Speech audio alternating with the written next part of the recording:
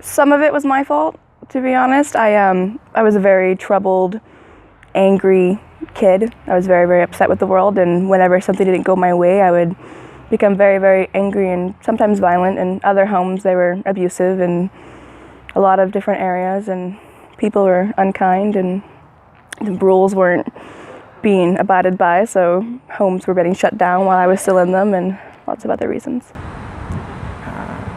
Foster parents' families change, their lives change, and often the kids can't change with them. And so as their lives move on, the kids end up having to move to a different home, to a different family.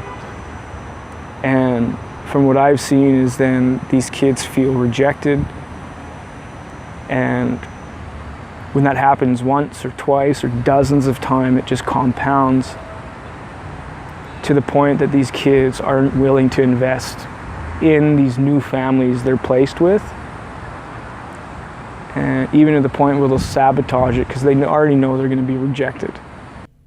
It's hard for me to explain why it happens, because I don't think it should happen, right? I really think there's no really good reason why it should happen.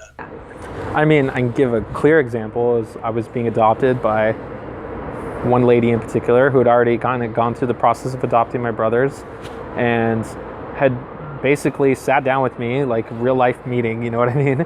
And it's like gave me all these like promises, like we're gonna do this, we're gonna do this, we know we're gonna fight, we know we're gonna cry, we know we're gonna laugh, you know, but we want to support you, and made all these, like, as I was calling, politician promises that person really didn't keep, because when it got real with me and this person and me not seeing eye to eye with them, because like I shouldn't be raised by a child at this point. I'm a teenager, and not just a teenager, but someone who's grown up in foster care who doesn't have maybe specific boundaries around like being grounded. And that was why we argued, and that was why I moved.